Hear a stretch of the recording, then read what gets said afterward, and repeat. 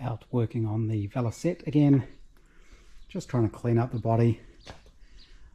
It's an awful lot better than when I got it, but it's never going to be perfect.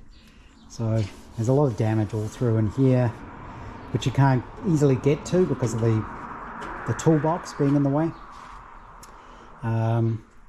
Welded up these little holes here, welded up some cracks there. There was a crack in the suspension mount part.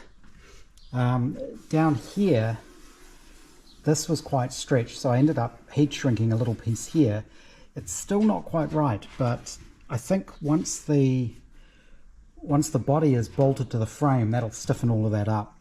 I did get some hammer marks in there, which I haven't been able to get out. So they'll need a skim of filler. Same for a lot of this. It's not terrible, but it's not great. So that'll need a bit of filler.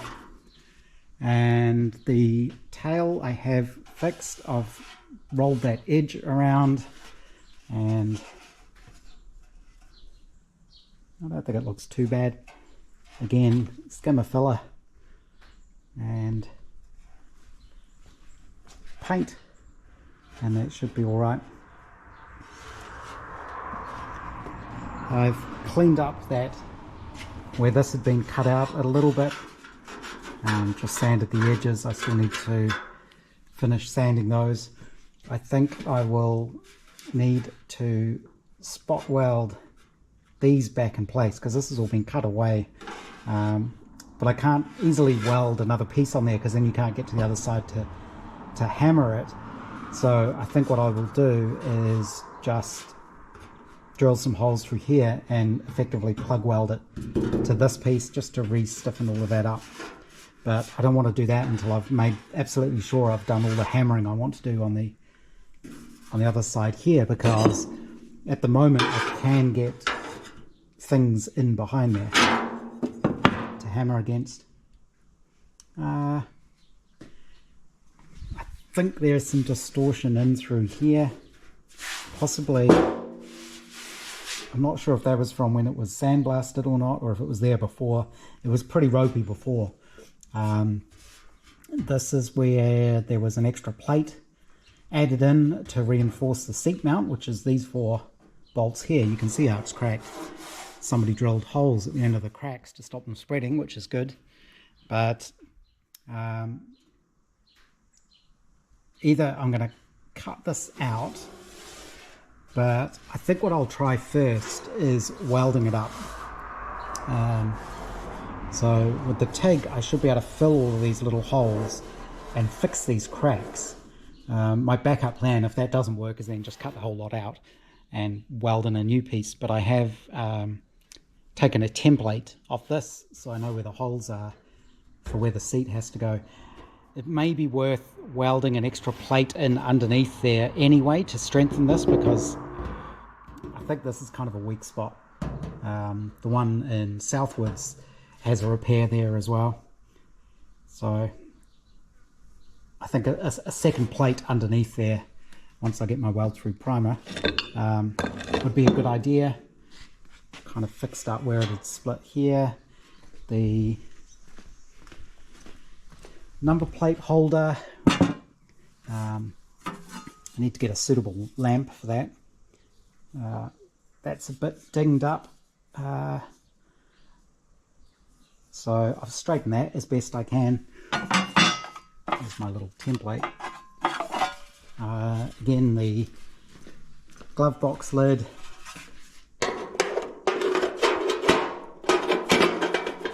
fix the holes in that. That still needs a little bit of finishing off, I think, but that's not too bad. It's going to be tricky putting that wire back in.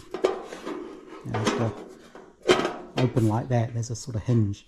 So I think I will put the wire, bend one of the 90 degrees, push it through, bend the other 90 degrees, poke the legs through, and then you must have to poke it through and then bend it through on the inside of this. I'm guessing that's how that's done.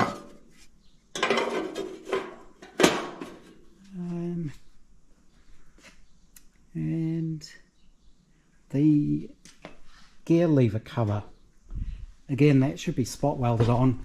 So I'm going to try and repair that one as well, and I'll plug weld that in place. That was just some paint remover just to get it back to bare steel, and hopefully I can repair that one. I may end up where these little scallops are taken out of it. I may leave those there because I've got a feeling if I try to weld those, I'm just going to blow the edges out. So I think it will be better just to fill the holes in this and then effectively plug weld through the holes in the cover. And I might put another couple in the middle there, and then that'll weld that back on there. But it's not looking too bad.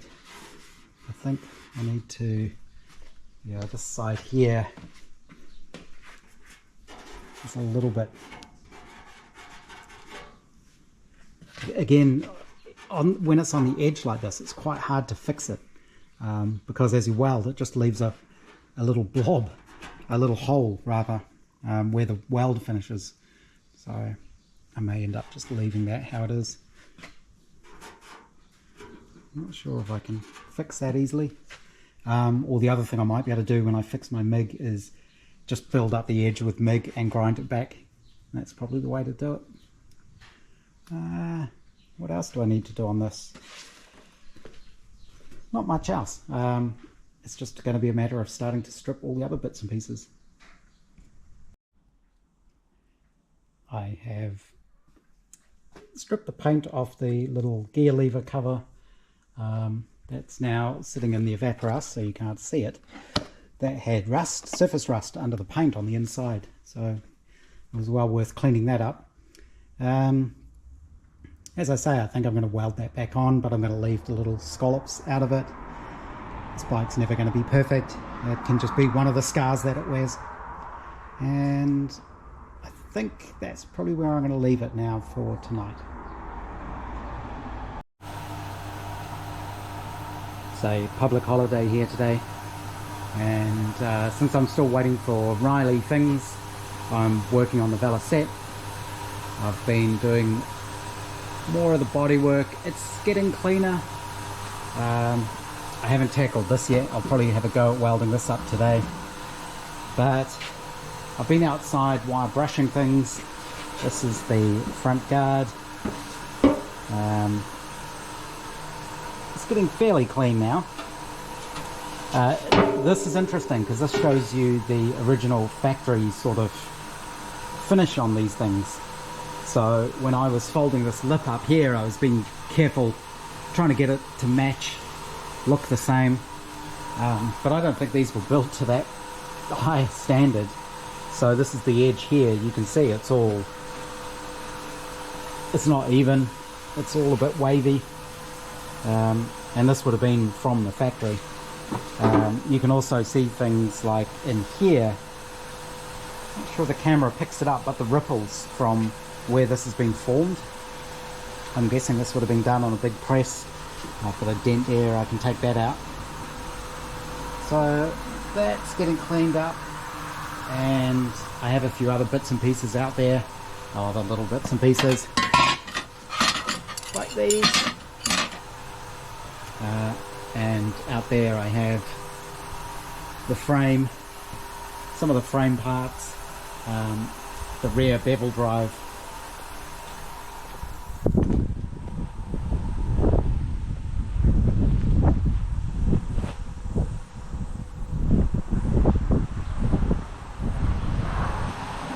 It's just a little bit windy out there, so but I'm just doing those outside so it doesn't get filthy inside.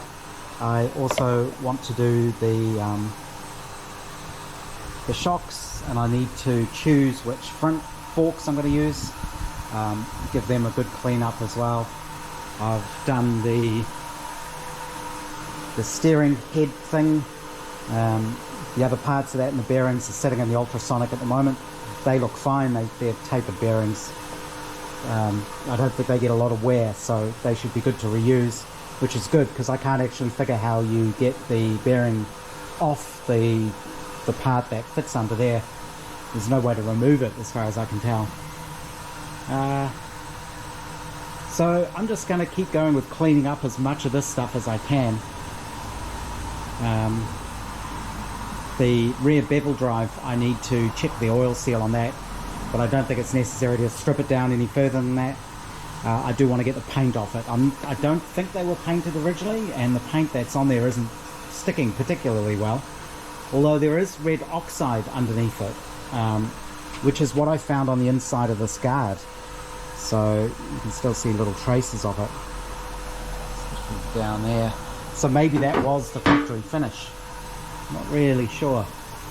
But I'm just going to take the paint off. I'll just leave it bare aluminium. And I'm hoping the other parts of the frame just need a light wire brushing and then some rust treatment, and then I can paint over them. I don't think I need to strip all the paint off those, which would be a hell of a job. But the paint on those seems pretty solid, so I don't think that'll be a problem. And then once I get all the frame bits and the mechanical non-engine-y parts out of the way, I'm going to have a go. I'll reassemble the engine as much as I need to figure out the play and the crank and various things like that. Now that this has been sitting and the oil's had a chance to drain away from it, there is definite play in the big ends. So that's going to mean taking this apart and fixing that. So that'll be an interesting job. And while I'm at it, I'm going to check all the bearings, check all the bearing clearances, things like that, which means partially reassembling it after a good clean, because he's been sitting out getting covered in dust and stuff for a while. Oh, I forgot about these. This is the seat, which actually isn't in bad condition. I don't know if this has been redone. Possibly. It's aluminium, so all I have to do is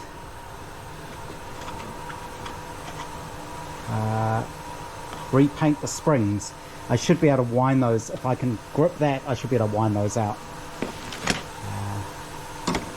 The seat's not in bad shape, so I think I'll treat that with something, and that should be good to reuse, which is a good thing. I have ordered a universal style grip. This is what was on there, which I don't think is original, and it's in pretty bad shape, so these are pretty easily available. Grip and rubbers, and the headlamp is in there. I can probably restore that pretty easily. We're getting there slowly. Would like to say I've got further along, but I haven't really. I've done a little bit. I started stripping the paint off the bevel drive. There's still a lot in the corners to get rid of, but most of it came off pretty easily with the paint stripper. I may try and get some new paint stripper. I think something in a aerosol can might be a bit easier if I can find something. I need to take apart the brakes, just clean that. I won't take apart the actual drive. Usually, apparently that's not really needed. There is an oil seal in there though that may need replacing. I didn't get to the frame parts yet, so they're still out there. I did finish the front guard. It's now covered in ACF 50, so hopefully that stops it rusting. Haven't got to the front, the rear springs and shocks. They call them shocks. As far as I can tell, it's a tube full of grease. So I need to take those apart, degrease them, clean them up, get the paint off them. Same with the front. I need to choose which set of front forks I'm going to use and clean those up. But again, they seem in pretty good condition. Both sets seem nice, so it'll just be a matter of picking one. I've started cleaning up more of the front steering type stuff. and that's now sitting in the evaporust. The leather washer that was under there, I did manage to get that off. That was starting to get a bit knackered, but as far as I can tell, there's no way to get this bearing off. This is the top one. That obviously fits in there like that. But this bottom one, there's no way to get it off. I've cleaned it up as best I can. I actually put it through the ultrasonic for about an hour, cleaned all the old grease and stuff out of it, given it a really good clean and degrease, but there's no holes in the bottom of that. It's a very tight fit. I've tried putting something down between the base and the inside of the bearing, the sort of race there, but I can't even get anything inside there. I tried scrapers. I can't get a chisel in there because the bearing gets in the way. So that's stuck on there. The bearing seems in good condition once I repack this with grease, which will be a little bit harder because it is stuck on there. I think that'll be fine. Obviously this doesn't have it's not rotating, it's just the steering. And I should be able to laser cut a new leather washer thing and sort of squeeze that over there, hopefully. We'll see how that goes, but that's cleaned up. I'll need to do the front brakes. I've got two sets of these because I had two front ends, so I've picked the best set, and things like these, the lock rings, which are what hold the top of the forks to this, and this top piece, which goes on top of here. I've picked the best ones, and they're now in the evaporust along with the seat base springs. The seat base itself I left out in the sun for a little while and then just went over it with sort of leather and vinyl protector. The vinyl's in pretty good condition. There's a slight rip at the front there. It's just that piping which is coming apart all the way around. I guess if I got really keen I could drill out the pop rivets and re-sew that, but I think it'll be fine how it is. I'll just leave it. And the body, I haven't really done anything else on it today, no more hammering or anything, but it's getting there. I didn't get to the welding. It's a public holiday today. It's another hot day. Nice and sunny. Well, we took the chihuahuas down to the beach and I got some bones. I like going to the beach and looking for bits of bone just to put in the garden. And being a holiday, I should probably take some time to actually not do anything and just relax. So I was actually previously out in my little lab watching the latest Mr. Tweed. So I think I will go back to that and see what he's doing on his Riley. Riley, just waiting for parts. So while I'm still waiting for bits for that, I think it's a good time to try and knock out some of this Velocette, this bike. It was good having Andrew visit. That kind of really encourages you when you can see the finished thing that you're trying to get to and actually see it running and hear it running. Really nice sounding little motor, just sort of purrs along, which is what you'd expect. It's a flat twin, water cooled, small capacity little engine, probably horrendously underpowered, but it sounds nice. So I'm going to get my other bits and pieces in and probably call it a day, and just relax for the rest of the afternoon. Back to work tomorrow. I've just noticed my bevel drive is leaking everywhere, so it didn't occur to me to actually drain the oil from it before I did anything with it.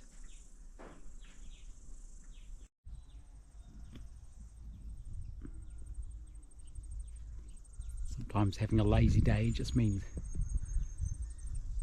enjoying the garden.